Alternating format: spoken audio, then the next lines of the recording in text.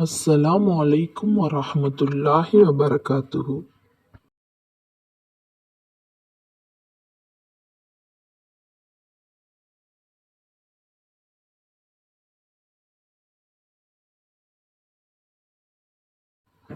நம்பிக்கையாளர்களே, உங்களுக்கு முன் வேதம் கொடுக்கப்பட்டவர்கள் எவர்கள் உங்கள் மார்க்கத்தை பரிகாசமாகவும் வீண் விளையாட்டாகவும் எடுத்துக்கொண்டிருக்கின்றனரோ அவர்களையும் நிராகரிப்பவர்களையும் உங்களுக்கு தோழர்களாகவும் பாதுகாவலர்களாகவும் எடுத்துக்கொள்ள வேண்டாம். நீங்கள் உண்மை நம்பிக்கையாளர்களாக இருந்தால் அல்லாஹ்வுக்கே பயந்து நடந்து கொள்ளுங்கள். இவர்கள் எவருக்கும் அஞ்சாதீர்கள்.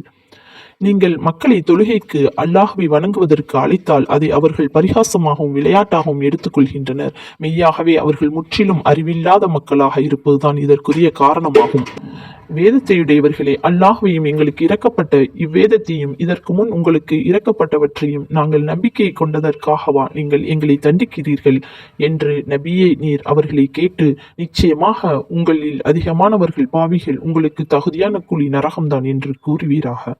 அல்லாஹ்விடம் இதை விட கெட்டதொரு தண்டனை அடைந்தவர்களை நாங்கள் உங்களுக்கு அறிவிக்கவா என்று நபியே நீர் அவர்களிடம் கேட்டு, அல்லாஹ் எவர்களை சபித்து அவர்கள் மீது கோபம் கொண்டு அவர்களின் சிலரை குரங்குகளாகவும் பன்றிகளாகவும் ஆக்கினானோ அவர்களும், எவர்கள் சைத்தானை வணங்கினார்களோ அவர்களும் தான் மிக தாழ்ந்த ரகத்தினர்.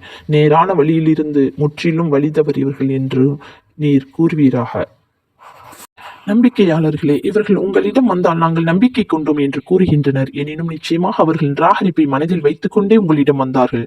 நிச்சயமாக அத்துடனே உங்களிடம் இருந்து அவர்கள் வெளியேறினார்கள். அவர்கள் தங்கள் உள்ளங்களுக்குள் மறைத்து கொண்டிருப்பவற்றை அல்லாஹுதான் நன்கறிவான். நபியே, அவர்கள் பெரும்பான்மையினர் பாவத்திற்கும் அநியாயத்திற்கும் இழக்கப்பட்ட பொருட்களை விழுங்குவதற்கும் மிக தீவிரமாக விரைந்து செல்வதை நீர் காண்பீர். அவர்கள் செய்பவை மிக தீயவையே.